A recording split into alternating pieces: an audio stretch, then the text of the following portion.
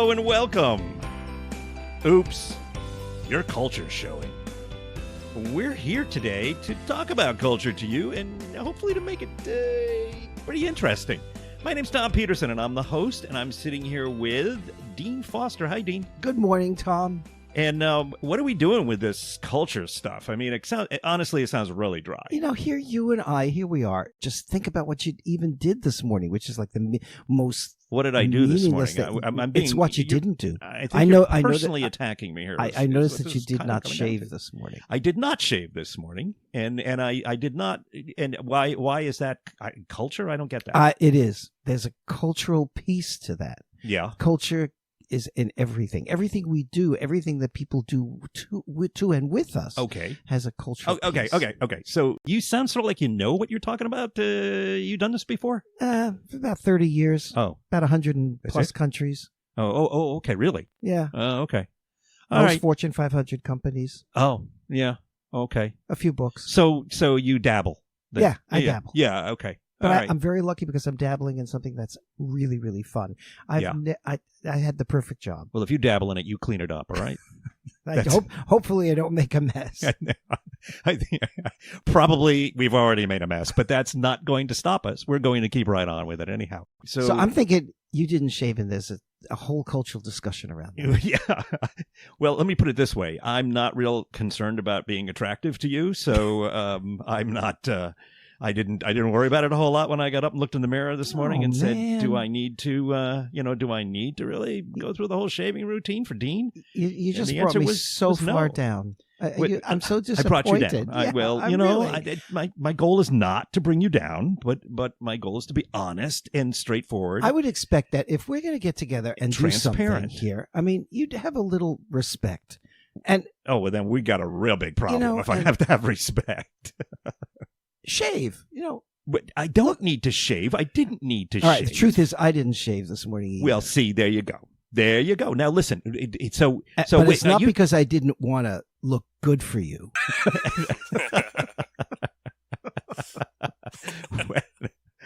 And by the way, the laughter that you're hearing that isn't either one of us is our producer, Torrin.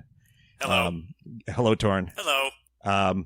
He's brilliant. He's always there. He's always jumping in with wonderful pieces of information. No, it's a matter of respect, right? It is? Yeah, and if I really respected you, I would have shaved this morning.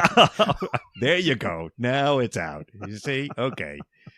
Fair enough. However, there are places on the planet, groups of people on the planet who shaving becomes some sort of ritual, right? I mean, or am I just making this stuff up? Oh, I think so. I mean, I think, the facial hair fashions of the day are kind of rituals, right? Okay, yeah. And isn't it interesting, like today? Like, I'll be the judge of that, but go ahead. Men can wear facial hair like it's required now on TV. Every commentator's got some level of like hip facial hair, right? Like partial growth. Yeah, and some groups of people, like facial hair has incredible meaning and significance, even religious significance, right? Yeah, so, well, sure. Name three. Right? I mean, Orthodox Jews. Okay.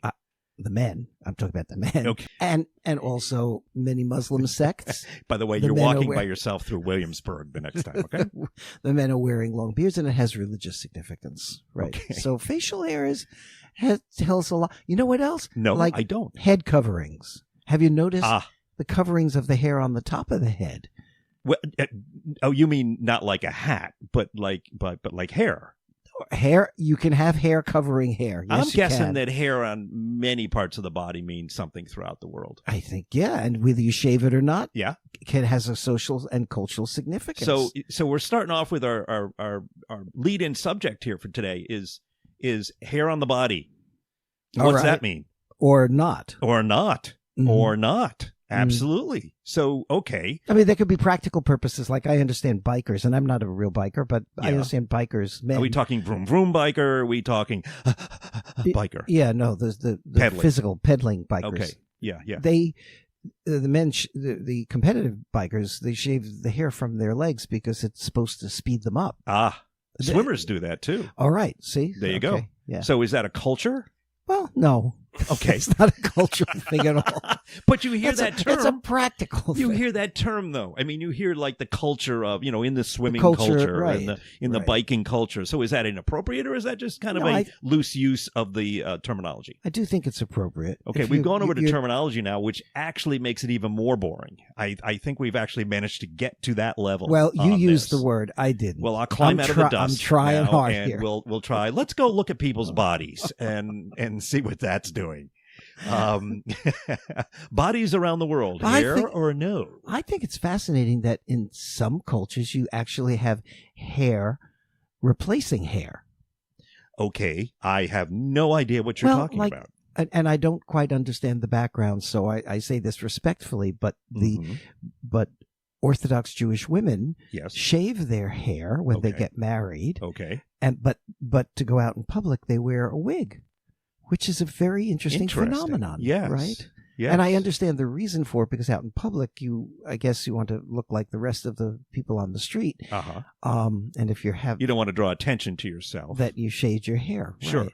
Okay. So you're putting hair on top of hair that isn't there that would be there. There's a cultural / religious aspect to the shaving of the There's head. a religious piece to the cultural behavior. Yes. Sure. Yeah. Okay. All right. Well, okay. That's kind of interesting. Right. Yeah. Now, shaving hair off the body is not it's not new, and it's done in many different parts of the world, and in fact, And many different parts of the body. in too. many different parts of the body, which is I'm kind of going to actually.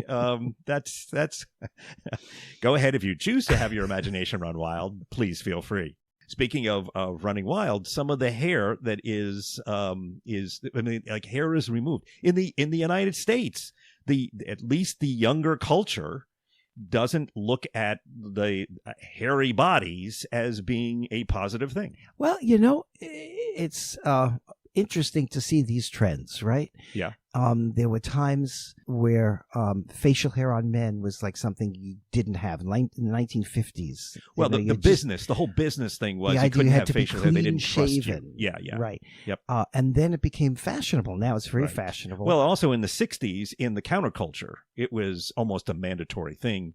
If you To could have hair. grow hair on your face at all, you were growing hair on your face. Well, hence the name of the show, the Broadway hair, show. yes. Also, long hair And off the the top celebration of, of long Sure. hair on men. It wasn't a feminine look at all. No, but It was women a also had long countercultural hair statement. at that time, so they were and other things. But we will just kind of slide right on by that. Okay, but they also in that time period. Now I realize we're talking 50 years ago, but in that time period in the United States, that there was no big deal. In fact, there was actually a masculinity to the idea of body hair on men. And the peacock phenomenon, right? That in the natural world, the male of the species is usually the one that's typically the gaudy and dressed bigger up plumage. And, right, yes, right. My plumage is bigger than your plumage. Well, that's the idea. Yeah. It is. It's like, well, the female, peacock is looking around and she's saying, he's got bigger plumage than the other guy. That's what I want. Now, but you take other cultures, other parts of the world where actually, I'm sorry, I said female peacock. That's like an oxymoron. What do they call peahens? Peahens. Peahens. They're peahens. Right, yes. right. Yes, because that's our expertise, both of us. We're Yes, aviary we're experts. biological Yeah. naturalists, Right. right? Of course. And in other parts of the world, the body hair, facial hair, it's just not as prevalent because of who they are. I mean, the genetic background. But it in some ways it's there, but you don't get the big Paul Bunyan type of growth on the face in men in other parts of the world. That's just, I mean, I think that's different biological aspects of ethnicity. That's, right. But my question then is, so is a culture going to say this is preferred because that's the biological reason behind it, and therefore it becomes preferred, or is it just being preferred because it's preferred, or do I have no idea what I'm saying? So when you shave, do you shave in front of a mirror in the bathroom? Yes. Okay. By the way, I'm not answering your question because I noticed that. Yes. So I remember one time I was thinking in those moments in your life where you think like it doesn't really matter what I do, right? Because nobody's noticing me anyway. Right. So I'm going to shave like just half my face Yeah. on one side. And leave it. And leave it. And then I'm going to shave where my mustache should be, just the other side. Right. And then I'm going to shave one eyebrow. Okay. Right. And I'm going to leave the other eyebrow. Okay. And then you have a choice. And this is probably why I never did this. Although I've thought about it. And those moments in my life looking back where I felt like it didn't matter what I did. Stepping out of the house, nobody's going to notice anyway. So, but here's the dilemma I had.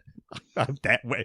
Wait, there's a dilemma that goes on top of this? I remember this. I can recall this. Okay. The dilemma was, do I shave all one side so that it's symmetrical, so that my eyebrow and my half mustache and my half beard is all on one side and the other side isn't? So you have symmetry in the asymmetry. Or okay. There's more. Do I go from side to side? Like leave the right eyebrow, but then take off the right mustache and leave the left. Alternating sides. Right? Yeah. And because I had that decision, guess what I did? Nothing. Yeah. Yeah, because that would have been weird. I'm taking that as the only culture that actually exists in is Johnny Depp in the Pirates of the Caribbean movies. Does he do that? Well, he does freakish stuff. So it's a very small culture. It's a petri dish culture, I believe. Anyway, okay. But that's interesting. Now here's a cultural thing. Thank you for sharing the time in your life when you were heavy into drugs.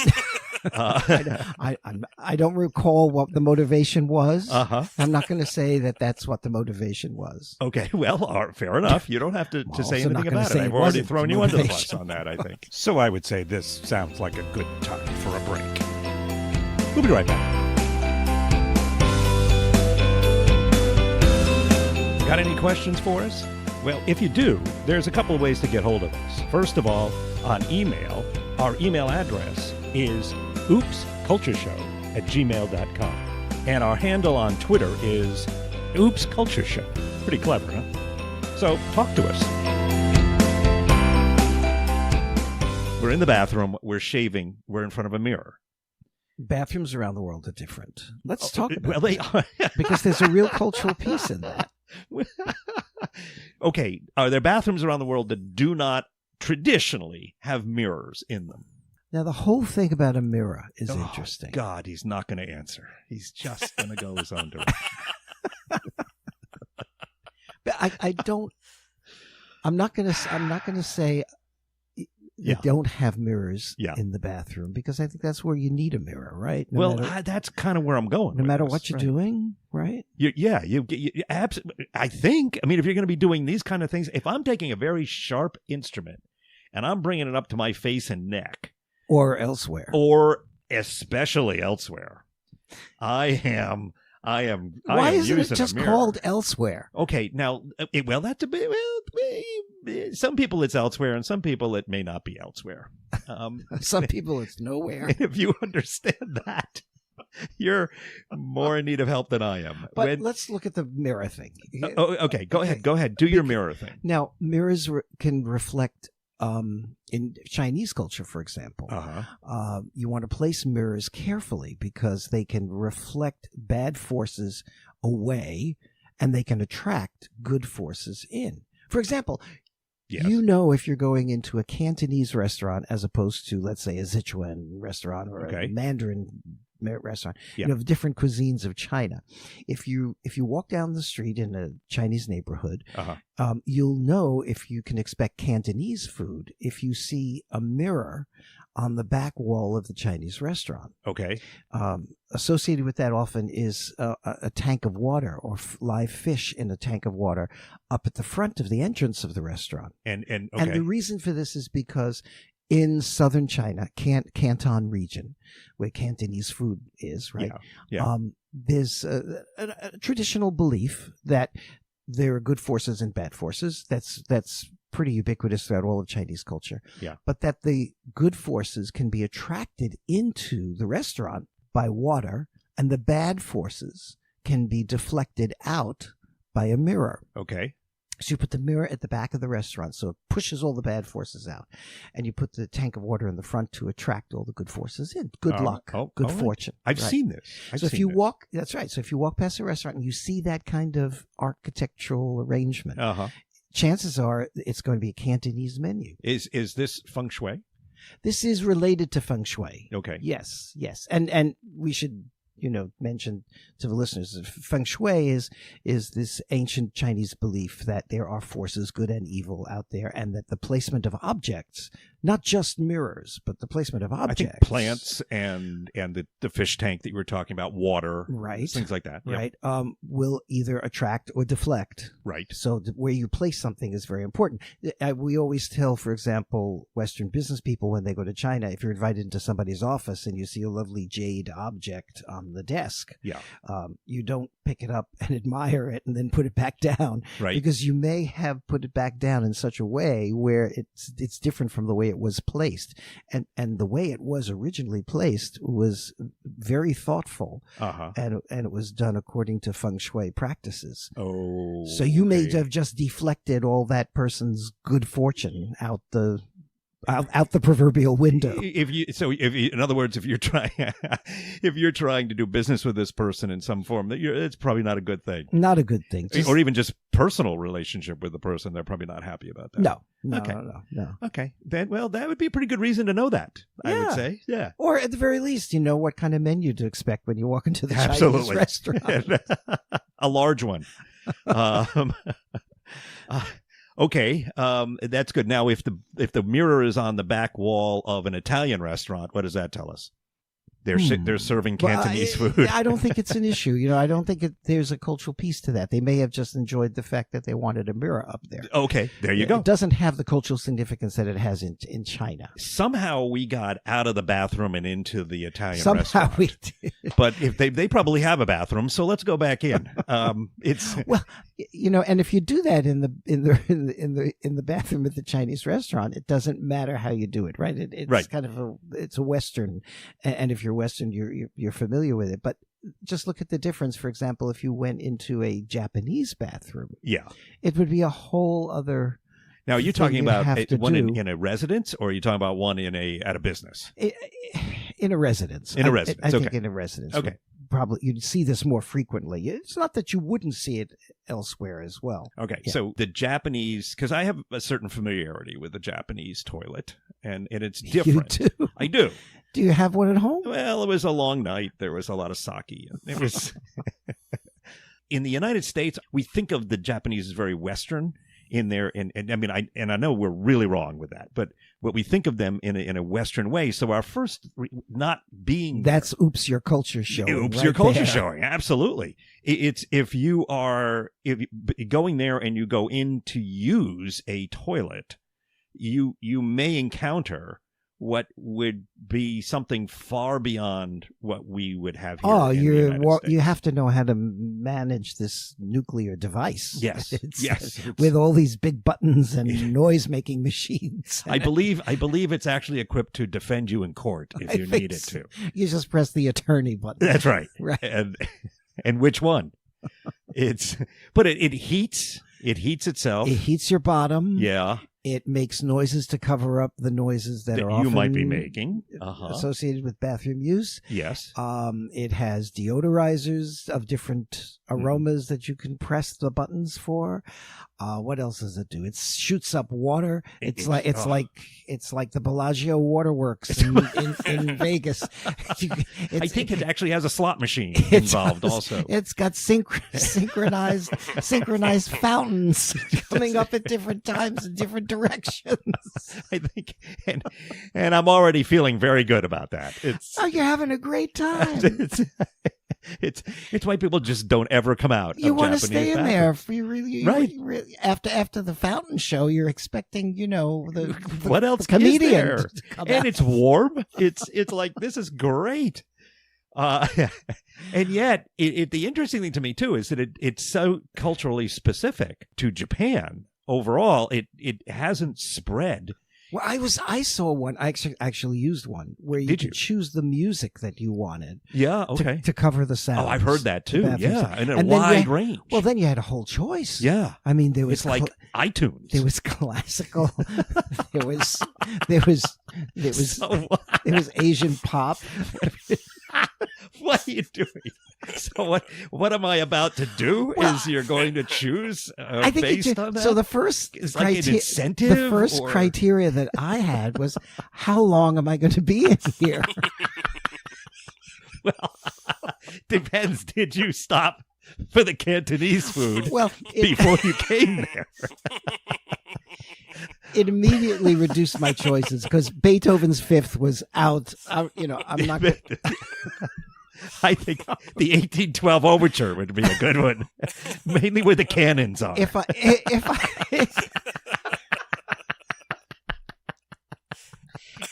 had the choice, you do have a choice. I would have gone straight to the end of the 1812. Yeah, right at the end. Just go straight to the end with the cannons and be out of there. Or the bells. The bells might help too. Do you know that when Tchaikovsky wrote that, he actually wrote in the score. He was on the toilet at the time. Maybe he was. Or standing in the middle of the river in Moscow.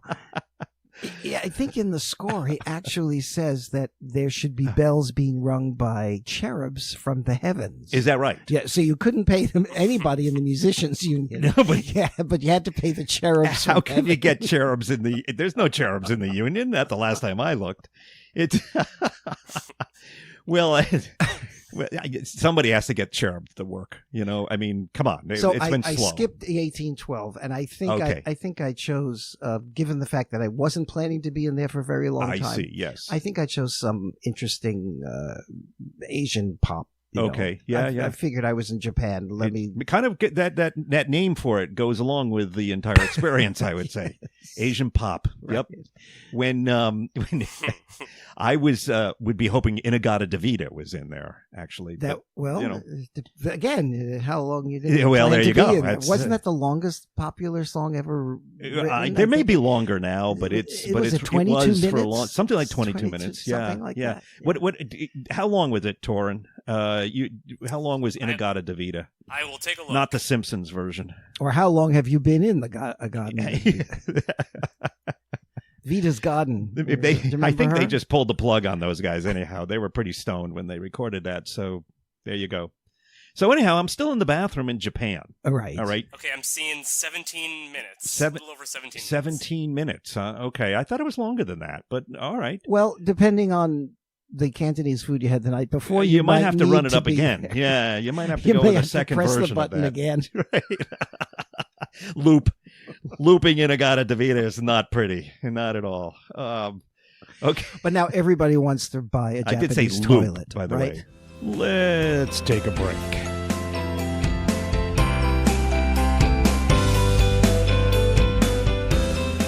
While listening to this, you may think, hey, I wonder, well, if you have a question like that and want to ask us, there's a couple ways you can do it. One would be through email, which is oopscultureshow@gmail.com. That's OOPScultureshow@gmail.com. And then there's also our handle on Twitter, which is Oops Culture Show. That's OOPS Culture Show. I know. It's not original, but it works. Okay?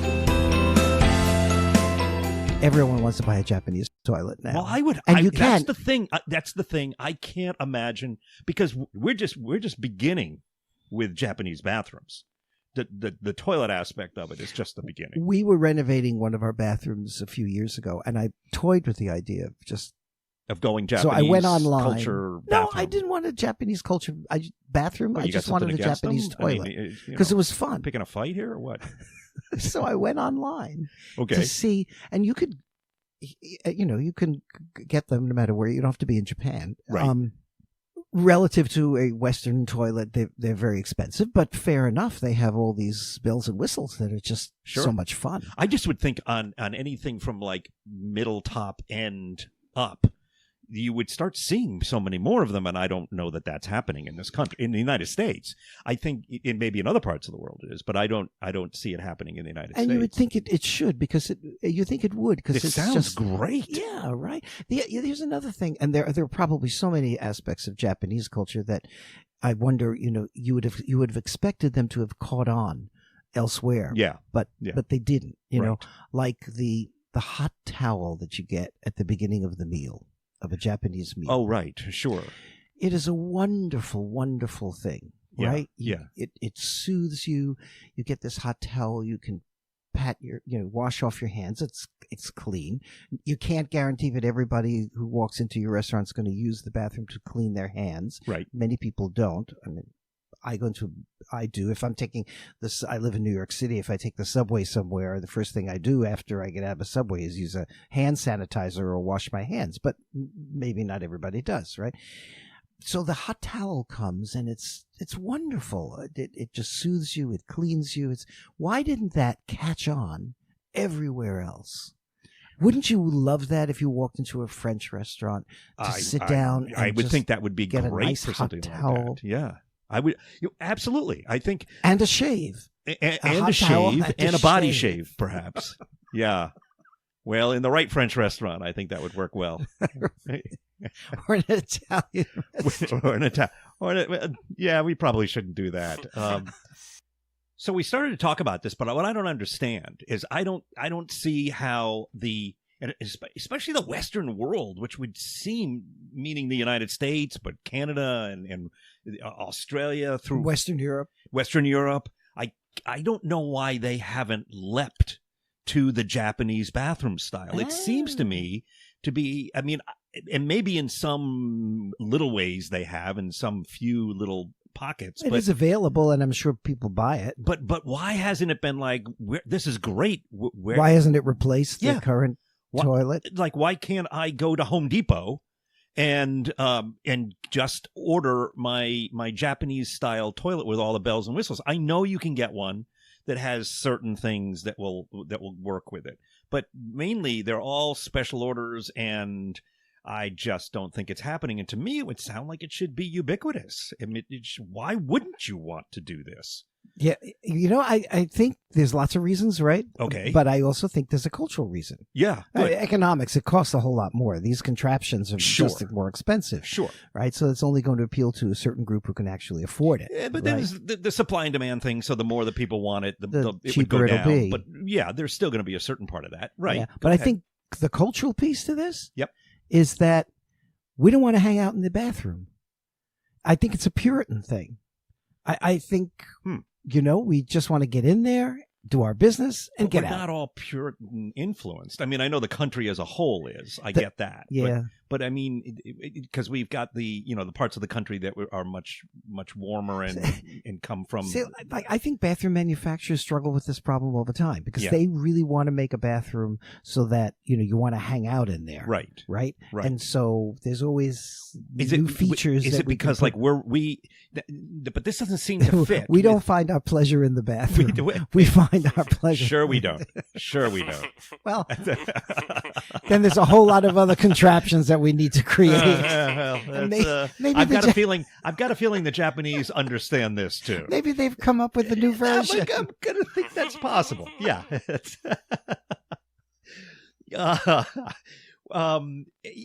The thing, the first thing that struck me was, well, okay, but what do? We run into a bathroom. Usually we're late wherever we're going, whether it's out recreationally or business or work. We're probably running a little bit late. We want to get in there. We want to get whatever we have to do done, get out of there, and move on. Right. But that would only work if it wasn't coming from if it was coming from an agriculturally driven country. See, I don't think that's totally it either, because the Japanese, you live in Tokyo, you're living a modern rushed life too. It's a very rushed life, so that doesn't work. No. So we're still going, huh? I mean, I get the puritanical side, sure. You can use, but at some we'll ditch puritanical for this is really cool in a heartbeat. I mean, that's what's made Silicon Valley, and and there's a lot of stock and money to be made in that whole industry. So this would seem like, and it also with the continuing progress of technology, obviously the Japanese are on the cutting edge of that also. Maybe we're completely... This thing can only get better. Maybe we're completely wrong. Maybe you and I have been so isolated that we haven't noticed for yourself here for that we haven't noticed that everybody. It's happening. It's happening.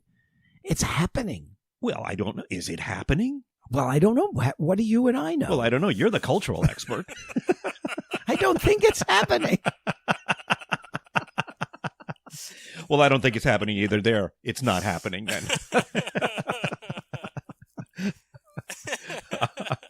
I think we're pretty safe. I think we're pretty safe to say that it is not happening on any large or medium scale. Okay. Yeah. Well, ask the same question, like, how come saunas haven't, become ubiquitous as the way they are, let's say, in Finland or in the Baltics, or you get into the Scandinavian countries and That's things what like I mean. that. Yeah. I mean, people love one. We've adopted the like a whirlpool bath. Very much so. That the sells. hot tub. Not everybody has it, but I've got one. The hot tub is and a big hot tub, right? So that part of our society, we're like, okay. And so we're immediately saying, because see, what does that do? I've got a whirlpool tub in one of my bathrooms. Look, nobody wants to play music. And but they do. They bring their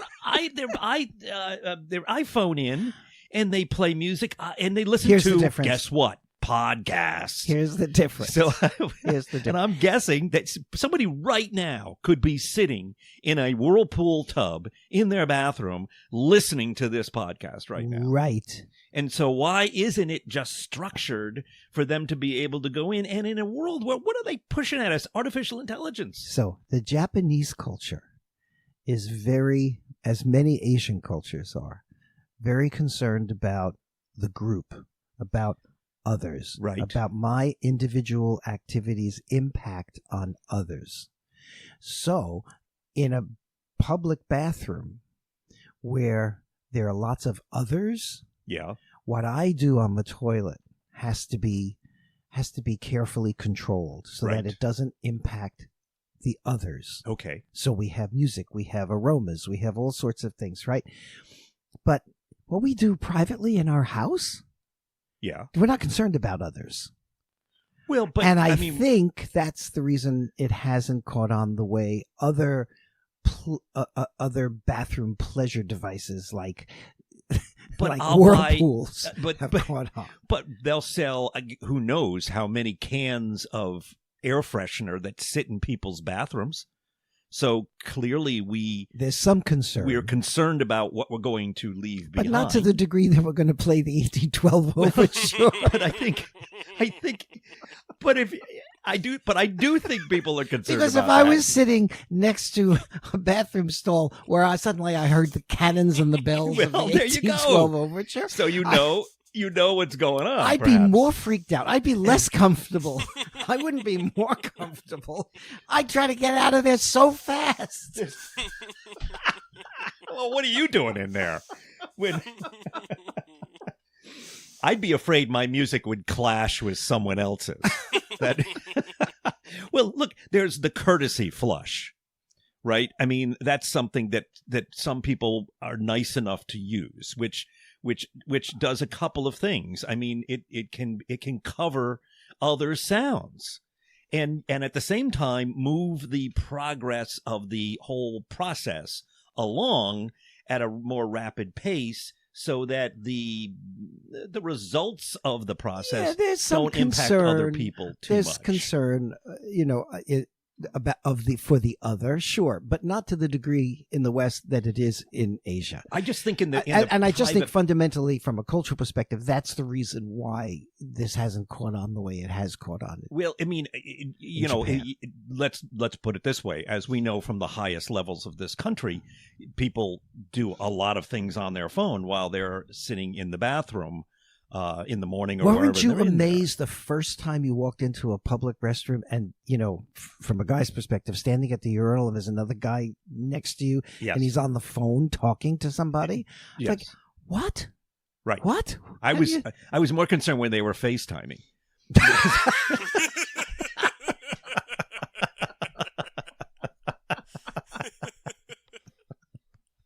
No, actually, that would make more sense. Wait a minute. What bathrooms are you going into? Hold on here. Not that it bothered me, because I was perfectly fine.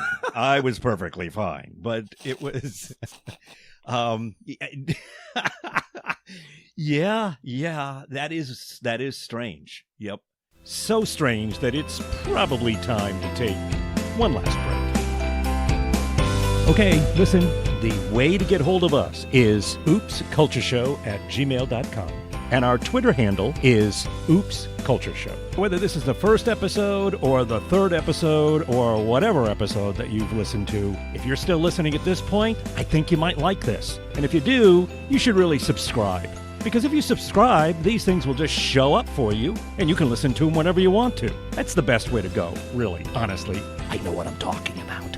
All right, so just subscribe through iTunes or through wherever you get your podcasts from. But do it today, okay? Subscribe. Thank you. What I'm getting to also with the iPhone or whatever cellular phone you're using, when people are dragging them into the bathroom, they're providing music, people are checking email, they are tweeting, they are Instagram. We need facilities. We need all sorts of things. And so how come that hasn't it would seem it's to be just too much. It's over the top. I just think, though, that we would. How could you not want? If you're living in an area like we're in the northeastern United States. See, I think if you could plug your phone into maybe there are new versions of you don't Japanese even need to plug toilets. them in. They could be wireless. Or maybe there are new versions of Japanese toilets now that accommodate. I think technology. we do have the things coming along and it all seems to be going this way, because there's the things happening with the home that you can access from Siri. anywhere. We have a Siri. We can call Siri on our Japanese toilet. We can talk to the toilet. Siri. It'd be the whole new twist on Dr. Dolittle. It'd be Dr. Do a lot more, actually. Not do little. Do more. But seriously, it's a cold winter's day, and I go into the bathroom, and because I have to do all of these things you can do, and I can not only that, but I can, at the very least, I have a preset temperature on the toilet seat that I can sit down and it can make me feel wonderful. You're gonna want to stay. It could be the warmest part of the house. It might be. It absolutely might be. And then, as you talked about before, we have the the fountain out in front of the Bellagio to provide Colored us with lights. just an amazing lights and who knows, maybe goldfish. And we have that also just going now. Don't you feel better? And I think you have a business there. I think you should. That's the amazing thing. I mean, really, when you think about it, is this just a cultural resistance? Is there some sort of economic aspect to it? Yeah, I think it's which a combination. takes us out of the cultural realm. But you have to add all these factors in, and there's your answer. Not to say, and again, you're the cultural expert here. I'm just the pretty face. And so why is that funny? Hold on. Look in the mirror. It's deflecting wait, it's the a negative. Mirror. Where is it placed? I see. I always thought that was the goldfish I was looking at. It turns out it's me. The koi boy. Never eating there cat he knees is, the again. koi boy. Not the boy koi. No, that's a whole other thing. That's a boy group, I think. No, not COY, In Culture KOI. Club, I think it was. Stay with me here. Not. Do I have to? Koi boy is very different from koi boy. Koi boy George, I think it is a totally different thing.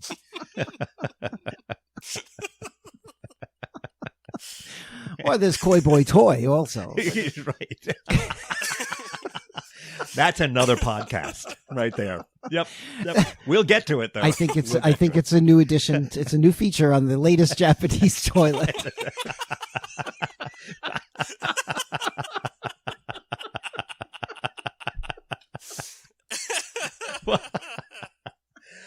Oh, I'm thinking one way or another, the Koi Boy toy has already come to American bathrooms.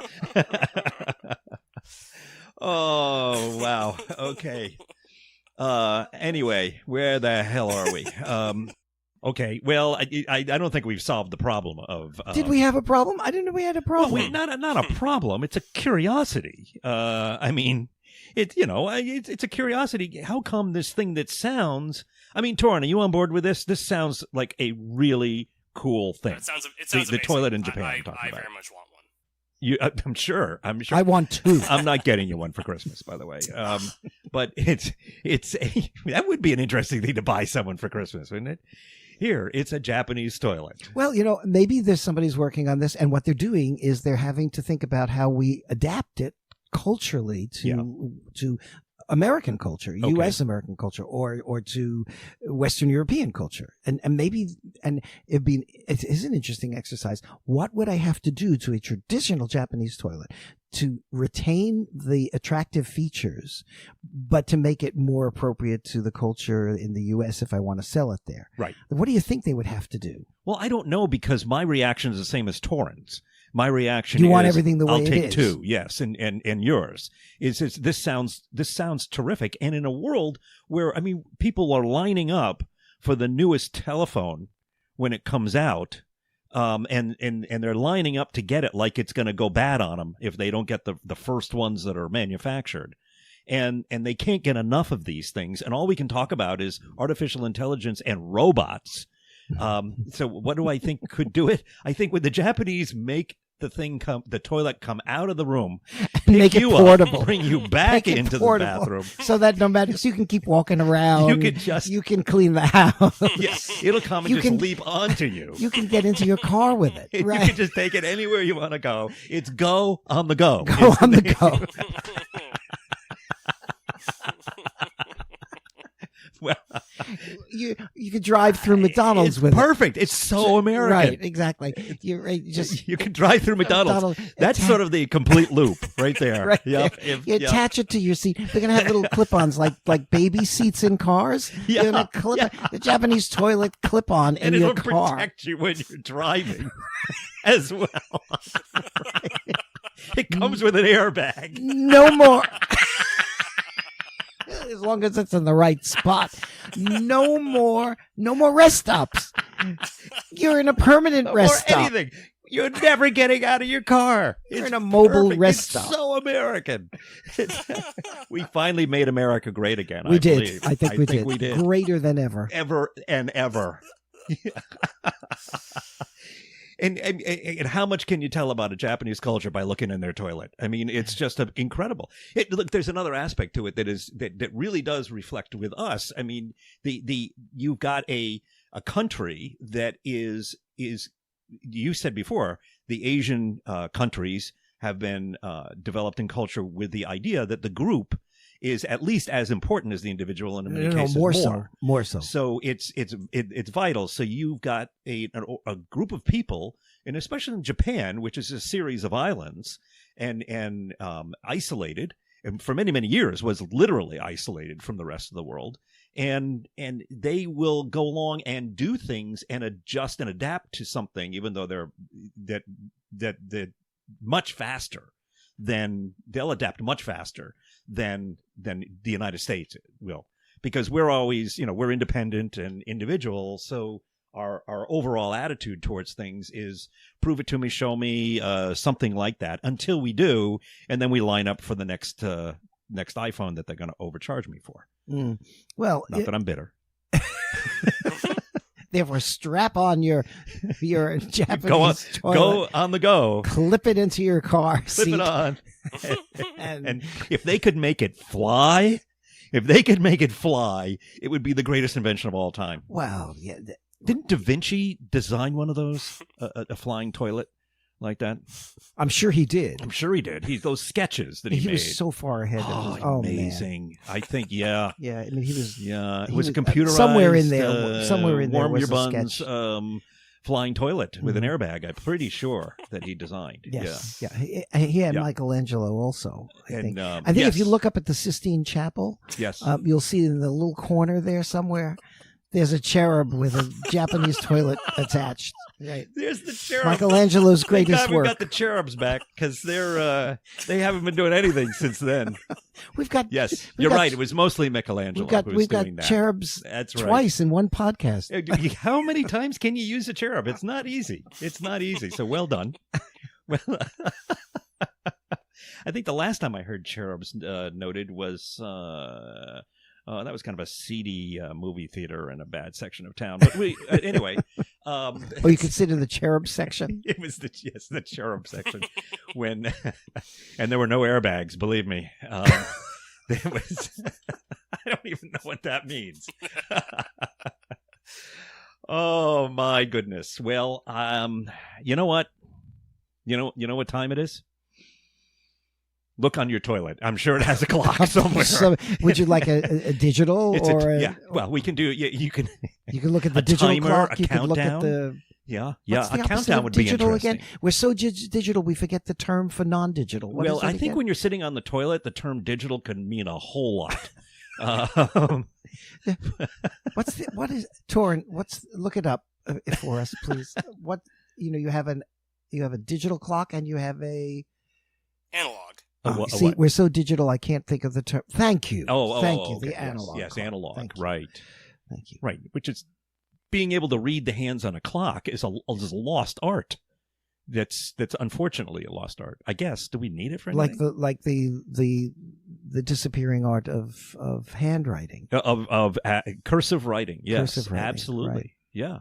Because, Torrin, you didn't learn cursive writing, did you, in school? I did, but briefly. I think briefly in 5th grade. Torrin's of a younger generation. Yeah.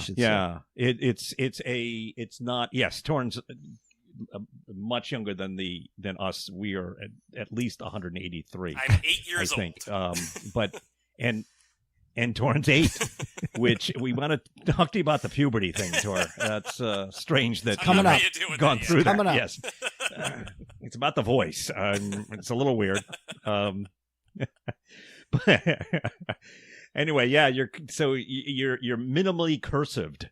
Yes. If I can make that into a past tense or cursive deficient. I don't want to make it negative, but I think is. Most kids today are. Yeah. And so handwriting is actually deteriorated immensely. But because we don't need it. But here's the right? question. So what? So what? That's the reason. Is it important? We've given up the quill pen because so what? Thus, we don't need it. You need an analog toilet. Yeah. And I'm saying no. Heat mine up, baby.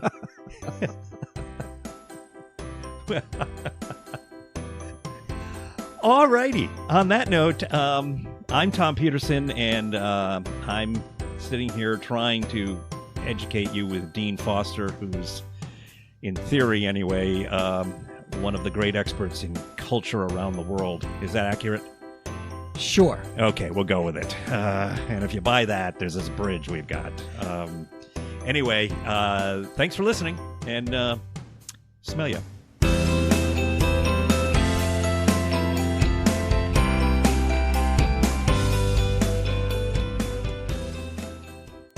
Just want to bother you one last time to say we're a brand new podcast here at Oops, Your Culture's Showing, and we could really use your help by subscribing to the podcast. And not to mention that if you hung around this long and you liked what you heard, well, this makes it just easier for you to get the podcast. They'll pop up for you whenever they're released, so you can listen to them on your phone or your computer or however you listen to them. And it's easy to get, too. Just subscribe using iTunes or wherever you get your podcasts from. It really isn't hard, and we could really use your support. So, from all of us here at Oops, Your Culture's Showing, thanks.